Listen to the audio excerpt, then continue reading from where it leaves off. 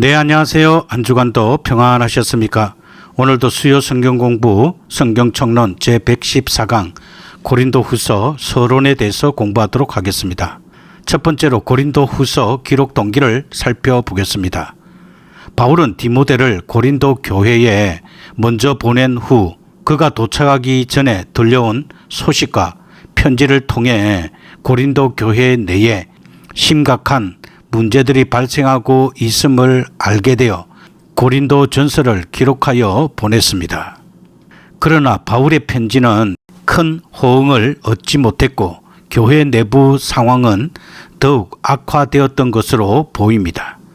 이에 바울은 예배소를 떠나 고린도 교회를 잠시 방문했는데 이는 고린도 교회에 대한 바울의 두 번째 방문으로 고린도 전서를 쓴 이후 고린도 후서를 쓰기 전 중간 시기에 있었음이 분명합니다. 고린도 후서 13장 2절은 이 두 번째 방문을 언급하며 당시 바울과 고린도 교회 사이에 극심한 긴장 관계가 있었음을 시사합니다. 더불어 고린도 후서 12장 14절과 13장 1절에서는 바울의 세 번째 방문이 예고되어 있습니다. 그런데 바울이 이 두 번째 방문에서 돌아온 후 고린도 교회 내에는 바울의 반대자들을 중심으로 그에 대한 비난의 목소리가 높아졌습니다. 바울이 곧 다시 가겠다고 했으나 여행 계획을 변경하자 그를 변덕스러운 사람으로 몰아붙였고 바울은 아무런 추천장도 없는 사람이며 그의 말은 명확하지 않고 멀리 떨어져 있을 때나 큰 소리를 치지 실제로 대면하면 보잘것없는 인물이라고 혹평하였습니다. 뿐만 아니라 그들은 바울이 다른 위대한 사도들에 비해 사도의 자격이 없으며 그렇기 때문에 고린도 교회에 도움을 받지 않고 스스로 일한다고 비난했습니다. 이에 대해 바울은 소위 눈물의 편지 또는 중간 편지라고 불리는 편지를 써서 보냈습니다. 그 편지는 고린도 교인들에게 깊은 마음의 고통을 안겨주는 내용이었을 것입니다. 바울은 직접 가는 대신 디도에게 그 엄중한 편지를 주어 고린도 교회로 보냈고 그 여정을 자세히 의논하여 디도가 돌아오는 길에 드로아에서 만나기로 약속했습니다. 그러나 약속된 시기에 바울이 드로아에서 디도를 기다렸으나 그가 오지 않아 바울은 매우 초조해 했습니다. 하지만 마게도니아에서 디도를 만나 보고를 들은 바울은 모든 걱정을 들 수 있었습니다. 고린도의 대부분 교인들이 바울의 지침에 따르고 회개했을 뿐만 아니라 바울과 화해하고자 하는 간절한 마음을 가지고 있다는 소식을 들었기 때문입니다. 바울은 기쁨과 감사 속에서 다시 한번 위로와 권면의 내용을 담아 고린도 후서를 기록하여 디도를 통해 고린도 교회에 보냈습니다. 이때 바울은 디도와 함께 다른 두 형제를 파송했는데 그들을 보낸 목적은 바울이 고린도 교회를 방문하기 전에 예루살렘 교회를 위한 구제 헌금을 미리 준비하도록 하기 위함이었습니다. 두 번째로 고린도 후서 저작 연대를 살펴보겠습니다. 고린도 전서가 주후 54년이나 55년 여름 전에 쓰여졌다고 가정할 때 고린도 후서는 그 다음 해인 55년이나 56년 가을쯤에 기록된 것으로 추정할 수 있습니다. 디모데가 고린도 전서 편지를 전달하고 돌아온 후 얼마 지나지 않아 바울은 고린도를 방문했고 다시 예배소로 돌아와 고린도 교회로부터 전해지는 좋지 않은 소식을 듣고 눈물의 편지를 써서 디도를 통해 고린도 교회에 보냈습니다. 그 후 바울은 드로아로 갔고 다시 마게도냐로 건너가 그곳에서 디도를 만나 고린도 교회의 소식을 듣고 고린도 후서를 쓰기까지 상당한 시간이 걸렸을 것입니다. 고린도 후서 8장 10절과 9장 2절에 고린도 교회가 자발적으로 1년 전부터 모금을 시작했다고 언급된 것으로 보아 고린도전서 16장 1절에 기록된 바울의 지시에 따라 모금을 시작한 지 적어도 1년이 지난 후에 고린도 후서가 기록되었다고 볼 수 있습니다.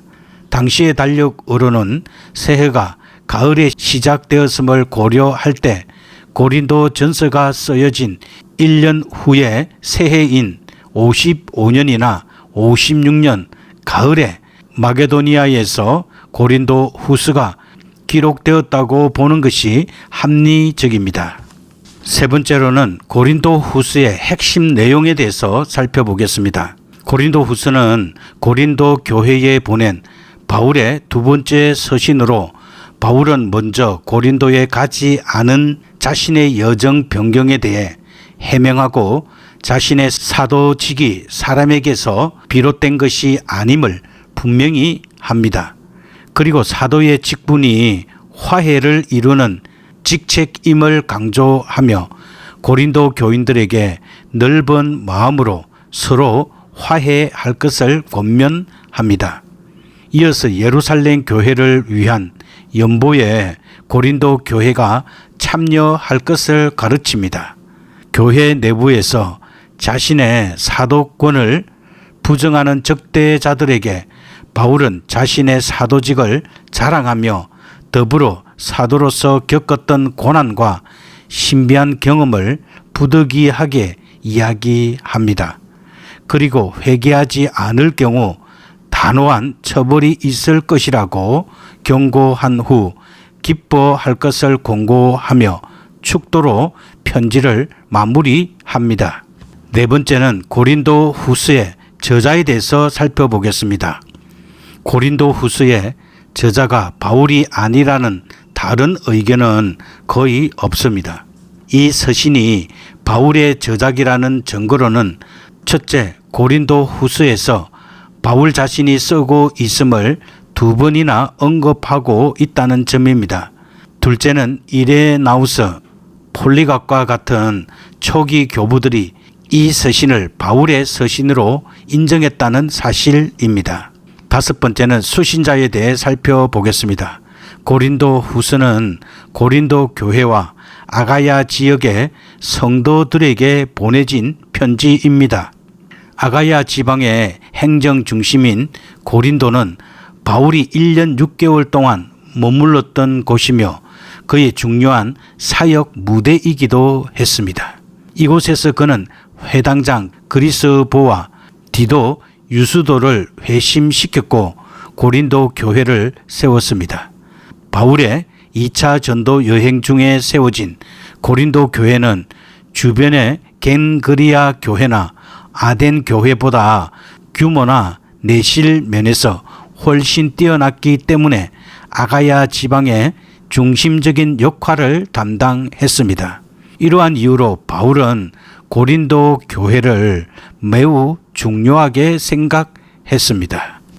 여섯 번째는 고린도 후서를 기록한 장소에 대해서 살펴보겠습니다. 고린도 후서는 마게도니아에서 기록된 것으로 알려져 있습니다. 이러한 간접적인 근거로는 우리가 마게도니아에 이르렀을 때에도 라는 고린도 후서 7장 5절의 말씀을 들 수 있습니다. 또한 예루살렘 교인들을 위한 모금 운동이 아가야 지역에서 일어나고 있었으며 마게도니아에서도 이와 마찬가지로 모금 운동을 언급하면서 고린도와 아가야 지방의 교인들을 교훈하는 사실에서도 이를 엿볼 수 있습니다. 한편 고린도 후서의 기록 장소를 빌립보, 데살로니가, 베레아 지역으로 보는 견해도 있지만 이들 지역 모두 넓은 의미에서 마게도니아에 속하기 때문에 마게도니아에서 기록되었다고 보는 데에는 큰 이견이 없습니다. 일곱 번째는 바울이 고린도를 방문한 여정을 살펴보겠습니다. 바울이 고린도를 방문한 순서는 고린도 후서를 이해하는 데 중요합니다. 그러나 바울의 방문 순서를 정확하게 분류하기는 어렵습니다. 사도행전과 고린도 전서를 비교해 보면 대략 다음과 같은 순서를 추정해 볼 수 있습니다. 첫째, 사도행전 18장 1절에서 17절 말씀을 보면 바울이 2차 전도 여행 중 아덴을 떠나 당시 타락했던 고린도에 도착하여 복음을 전파했음을 알 수 있습니다.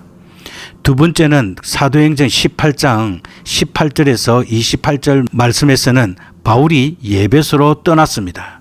세 번째는 고린도전서 5장 9절 말씀을 통해서 고린도 교회에 서신을 보내게 됩니다. 그리고 네 번째는 고린도전서 1장 11절 말씀에는 글로에의 집편을 통해 고린도 교회 내 분쟁 소식을 듣게 되었습니다. 다섯 번째는 고린도 교인들의 요청에 따라 고린도 전서를 디도를 통해 보내게 됩니다. 여섯 번째는 고린도 전서 4장 17절 그리고 16장 10절에 보면 디모데에게 사명을 주어 고린도로 파송하게 됩니다. 일곱 번째는 디모데의 보고를 받고 고린도 교회를 방문하게 됩니다. 이는 바울에게 가슴 아픈 방문이었습니다. 여덟 번째는 고린도 후서 10장에서 13장 말씀을 통하여서 고린도 교회의 문제를 해결하고자 눈물의 편지를 기록하게 됩니다. 아홉 번째는 바울은 디도를 만나기 위해 마게도니아로 떠나게 됩니다. 열 번째로는 고린도 후서 7장 6절에서 16절 말씀에 보면 디도로부터 고린도 교회에 대한 기쁜 소식을 듣게 됩니다. 그리고 11번째는 고린도 후서를 마게도니아에서 기록한 후 디도를 통해 고린도 교회에 보내게 됩니다. 여덟 번째, 고린도 후서는 눈물의 편지이자 사도 바울의 준엄한 편지입니다. 이 편지가 눈물의 편지로 알려지게 된 것은 내가 큰 환난과 애통한 마음이 있어 많은 눈물로 너희에게 썼노니 이는 너희로 근심하게 하려 한 것이 아니요 오직 너희를 향한 나의 사랑이 얼마나 간절한지를 너희로 알게 하려 함이라는 고린도 후서 2장 4절의 말씀 때문입니다. 바울이 이러한 편지를 쓰게 된 목적은 고린도 교회 내에 불의를 행한 자를 바로잡기 위함이었음이 분명합니다. 이 외에도 바울은 고린도 교회에 다시 가슴 아픈 마음으로 방문하지 않기 위해서라고 고린도 후서 2장 1절에서 4절은 말씀하고 있습니다. 그리고 성도를 사랑하는 자신의 마음을 알리려 함이라고 고린도 후서 2장 4절은 말씀하고 있습니다. 그리고 성도들의 진정한 사랑이 드러나도록 하기 위해 기록하였다고 말합니다. 이러한 눈물의 편지는 매우 긍정적인 결과를 가져왔습니다. 고린도 교인들은 바울의 가슴 아픈 방문 동안 자신들의 죄를 뉘우치고 불의를 행한 자들을 처벌했습니다. 또한 자신의 죄를 회개한 사람에게는 관용을 베풀 것을 권면하였습니다. 이제 기도하도록 하겠습니다. 사랑과 은혜가 풍성하신 하나님 아버지, 오늘 저희는 사도 바울이 고린도 교회에 보낸 두 번째 편지 고린도 후서를 통해 나타난 그의 깊은 사랑과 간절한 권면을 기억하며 이 자리에 엎드립니다. 하나님 아버지, 바울은 고린도 교회의 문제들로 인해 마음 아파하며 눈물로 이 편지를 썼습니다. 그의 편지 속에는 비난과 오해 속에서도 포기하지 않는 뜨거운 사랑과 그들이 다시 하나님께로 돌아오기를 간절히 바라는 애끓는 마음이 담겨 있었습니다. 그는 자신의 사도직을 변호하면서도 궁극적으로는 고린도 교회의 회복과 하나됨을 소망했습니다. 주님, 저희 또한 바울의 그 사랑을 본받아 우리 공동체 안에 지체들을 이해하고 사랑하는 마음을 갖게 하여 주시옵소서. 때로는 서로의 연약함과 부족함으로 인해 실망하고 어려움을 겪을 때에도 있지만 바울의 인내와 사랑을 기억하며 서로를 용납하고 격려하며 나아갈 수 있도록 인도하여 주시옵소서. 주님, 저희가 서로 비난하고 정죄하기보다는 바울처럼 사랑으로 권면하고 격려하며 공동체를 굳건하게 세워 나가기를 소망합니다. 서로의 아픔을 공감하고 함께 짊어지며 기쁨은 함께 나누는 따뜻한 공동체가 되게 하여 주시옵소서. 하나님 아버지, 저희의 마음속에 사랑의 마음을 더욱 충만하게 채워주시고 바울의 지혜와 인내를 더하사 저희 또한 서로를 진정으로 사랑하며 하나님 안에서 아름다운 공동체를 이루어 나갈 수 있도록 인도하여 주시옵소서. 이 모든 말씀을 우리 주 예수 그리스도의 이름으로 간절히 기도드립니다. 아멘.